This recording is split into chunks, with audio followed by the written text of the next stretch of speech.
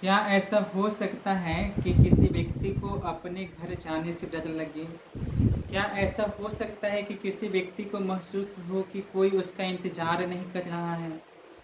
क्या किसी व्यक्ति को ऐसा लग सकता है कि अब दुनिया में कोई भी ऐसा जगह नहीं है जहाँ पे वो लौट सके? तो ये एक ऐसे व्यक्ति की कहानी है जिसका नाम है मार्मेलेडोव। बेसिकली मार्मेलेडोव एक कैरेक्टर है फ्योडोर डोस्टोवस्की, जो रसिया ही नहीं बल्कि सारी दुनिया के महानतम उपन्यासकारों में से एक थे। उनकी एक प्रसिद्ध नोवेल है जिसका नाम है क्राइम एंड पनिशमेंट।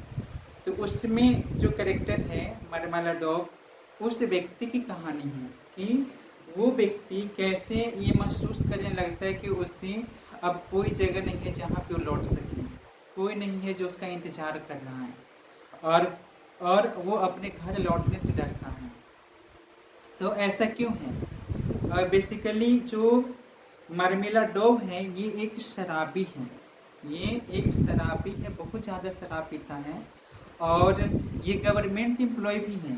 ये पहले काफ़ी अच्छा था, गवर्नमेंट जॉब में रहता है, पर बाद में ये शराबी हो जाता है, बहुत ज़्यादा शराब पीने लगता है, अपने घर से पैसा चुरा करके शराब पीने लगता है। तो एक शाम को मार्मेलाडोव अपने शराब खाने में बैठा रहता है, वहाँ पे वो शराब पी रहा होता है। तो वहाँ पे एक युवा आता है, देखने में काफ़ी हैंडसम होता है और काफ़ी पढ़ा लिखा देखने में लगता है। तो मार्मेलाडोव उसके पर्सनालिटी से काफ़ी प्रभावित होता है, वो चाहता है कि वो उससे बात करें। तो धीरे धीरे बातचीत दोनों में शुरू होती है, और मार्मेलाडोव जो बाकी शराबियों में काफ़ी फेमस था, जितने भी लोग वहाँ पे शराब पीने आते थे उसमें काफ़ी वो काफ़ी जाना पहचाना चेहरा था, सारे स्टाफ उसको पहचानते थे कि कितना बड़ा शराबी है। तो वो मार्मेलाडोव वो कन्वर्सेशन शुरू करता है रास्कोल्निकोव से। तो वो रास्कोल्निकोव को अपने घर की कहानी बताता है, वो अपने निजी जीवन के बारे में बताता है, और वो जितने भी लोग होते हैं उनके सामने वो अपने बारे में बताते हैं कि कैसे वो कितना बुरा आदमी है, कितना घटिया आदमी है। इवन वो लोगों को बोलता है कि आप अगर हमारी कहानी सुन लेंगे तो आपको लगेगा कि मैं सुअर हूँ। वो बाकी लोगों को बोलता है कि अगर आप हमारी कहानी सुन लेंगे तो आप हम पे दया नहीं करेंगे, आप सोचेंगे कि ये तो बहुत ही गिरा हुआ इंसान है, इस पर कैसे कोई दया करेगा। तो वो अपनी कहानी इसी तरीके से बताता है। वो बताता है अपनी वाइफ के बारे में, अपने बच्चों के बारे में, अपनी फैमिली के बारे में। वो बताता है कि कैसे जो शराब पीने की आदत है, कैसे उसकी जो शराब पीने की लत है, जो एडिक्शन है उसका, कैसे उसके जीवन से उसका प्यार छीन लिया, उसके बच्चों की खुशी छीन ली, और उसे घर में ही चोरी करने पे मजबूर कर दिया। तो मार्मेलाडोव अपनी कहानी शुरू करता है, अपनी पत्नी के बारे में बताता है। वो बोलता है कि उसकी पत्नी एक पुराने सिपाही की, सोल्जर की बेटी है, काफ़ी अच्छे घर की बेटी है, काफ़ी पढ़ी लिखी लड़की है, और काफ़ी समझदार है, काफ़ी ऑनेस्ट है, और काफ़ी काफ़ी अच्छी है। तो इस सब गुणों के बावजूद वो अपनी पत्नी से क्यों उसका रिलेशन खराब है? तो वो बताता है कि उसकी जो शराब पीने की आदत है, इसके कारण उसके घर पे पैसे नहीं बचते हैं।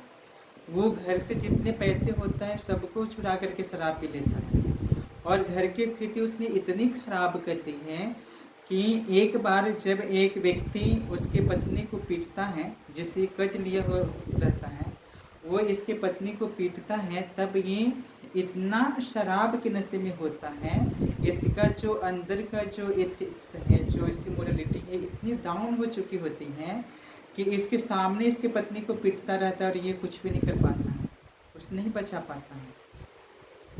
और यहाँ तक कि वो अपनी अपनी पत्नी से छिप करके वो बक्से का चाबी चुरा लेता है, और बक्से में जो भी पैसे बचाए रहते हैं इसके फैमिली वाले ने, और इसने जो पैसा सेविंग किया हुआ रहता है, सारा पैसा चुरा करके भाग आता है। और पिछले 5 दिन से घर लौटा नहीं है, जब से पैसा चुरा करके आया है, बैठ करके शराब पी रहा है, घूम घूम करके अलग अलग जाके शराब पी रहा है। घर की स्थिति इतनी खराब है कि ये अपनी इसकी जो बेटी है ये काम करने के लिए मजबूर हो गई है। वो लड़की जो जिसकी उम्र 15 साल है, जो उसके पढ़ने लिखने का उम्र है, उस उम्र में वो बाहर जाती है काम करने। और काम क्या करती है? वेश्यावृत्ति का।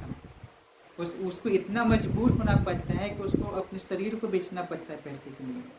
और वो पैसा लेकर के आती है, सुबह 7 बजे जाती है, रात को 10 बजे आती है काम से। और वो जो पैसा अर्न करके आती है उस पैसा को भी ये चुरा लेता है। जिस पैसे को वो लाती है अपने भाई को और छोटे छोटे भाई बहनों को खिलाने के लिए, अपनी माँ को देने के लिए, उस पैसे को ये चुरा करके शराब पी लेता है। तो मरमिला डोब और आगे कहानी बताता है कि जो उसकी जो बेटी है, जो वेश्यावृत्ति है, जिसका नाम सोनिया है, वो पढ़ना लिखना चाहती थी, पढ़ने लिखने में अच्छी थी, लेकिन इसकी बुरी आदतों के कारण वो पढ़ नहीं पाती है। और जो उसके बच्चे हैं उसके पास खाने के लिए पैसे नहीं हैं, उनके पास वो भूख से रोते हैं रात को, फिर भी ये इसकी जो आदत है उससे बाहर नहीं निकल पाता। और ऐसा नहीं है कि इसको इस बात का एहसास नहीं है। जब वो शराबियों के साथ बात करता है तो काफ़ी गर्व के साथ बोलता है, लोगों का सहानुभूति पाने के लिए, कि मैं जो मेरी बेटी है उसके पास येलो कार्ड है, येलो कार्ड लेके काम करने जाती है। तो येलो कार्ड लेकर के जाने का मतलब हुआ कि जिस समय ये बुक लिखा गया है उस समय के रशियन सोसाइटी में जो महिलाएं वेश्यावृत्ति का काम करती थी उनको येलो कार्ड दिया जाता था, एक आइडेंटिटी कार्ड की तरह होता था जिसको लेकर के चलती थी। तो जो मार्मेला डोब का कैरेक्टर है ये एक शराबी व्यक्ति के नैतिक पतन की कहानी है। ये बताता है कि कैसे एक व्यक्ति शराब के नशे में कितना नीचे गिर सकता है, कितना बुरा हो सकता है, किस हद तक वो खुद को, खुद के परिवार को, खुद के बच्चों की लाइफ को बर्बाद कर सकता है। और मार्मेला डोब ये भी बोलता है कि उसको इस सब बातों का एहसास है, और इन बातों का एहसास उससे तब और ज़्यादा होता है जब वो शराब के नशे में होता है, और इस चीज़ को फील करने के लिए और ज़्यादा शराब पीता है, और जितना ज़्यादा फील होता है फिर शराब पीता है। तो ये, और शराब के नशे में इसके अंदर का एथिक्स जाग जाता है, इसके अंदर की मोरलिटी जाग जाती है। तब ये अच्छे अच्छे सपने देखता है अपने बच्चों के लिए, अपनी पत्नी के लिए, और लेकिन फिर कुछ दिन के बाद ये इसका सपना खत्म हो जाता है, फिर ये पुराने ट्रैक पर चला जाता है। ये रास्कोल्निकोव को बताता है कि कैसे ये शराब पीने के बाद ये महसूस करता है कि जिस दिन ये मरेगा, जब ये गॉड के पास जाएगा, जब इसके गॉड से मुलाकात होगी, जब इसके बच्चों की गॉड से मुलाकात होगी, इसकी वाइफ की गॉड से मुलाकात होगी, तो कैसे जो गॉड है इसकी पत्नी को माफ़ कर देंगे, इसकी बेटी को माफ़ कर देंगे, लेकिन इसे माफ़ नहीं करेंगे। क्योंकि इसकी बेटी को इसलिए माफ़ करेंगे क्योंकि उसने जो भी अच्छे बुरे कर्म किए वो अपने पिता के प्रेम के लिए किए, और इसने जो भी कर्म किए ये अपने घर को बर्बाद करने के लिए किए, शराब पीने के लिए किए। तो इसको इन सब बातों की समझ है। ऐसा नहीं कि वो बेवकूफ़ है, क्योंकि वो सरकार के नौकरी में काम कर रहा है, गवर्नमेंट एम्प्लॉई है, तो इसे सारे बातों की समझ है। यहाँ तक कि ये बोलता है रास्कोल्निकोव को कि मुझे, जब मैं शराब पी के जाता हूँ और मुझे मेरी पत्नी पीटती है तब भी मुझे अच्छा लगता है। वो न पीटे तब मेरे लिए चिंता की बात है, और पीटे तो मेरे लिए कंसोलेशन है, सहानुभूति है।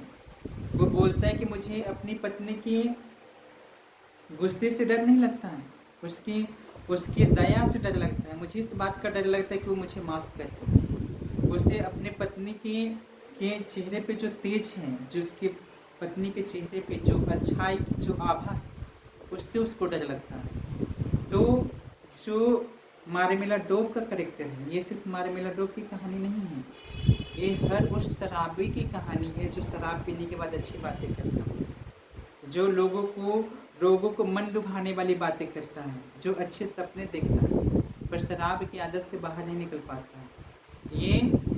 ये एक शराबी के साथ साथ ये कहानी है एक समाज के पतन की, कि कैसे बुरी चीज़ की लत में, कैसे शराब के लत में, कैसे नशे की आदत में एक समाज का पतन होता है। तो ये कहानी हम सबके लिए काफ़ी इम्पोर्टेंट है और काफ़ी सीखने वाली है। जैसे वो सवाल एक करता है अपनी बेटी के बारे में, वो बोलता है कि इस समाज में ये संभव ही नहीं है कि कोई लड़की अच्छा काम करके गुजारा कर सके। तो ऐसा क्यों है? अगर ये मार्मेलाडोव अच्छा होता तो इसको बेटी को काम करने की जरूरत पड़ती। तो ये अपनी मजबूरी भी दिखाता है और साथ ही समाज का असली चेहरा भी दिखाता है कि समाज कैसा है।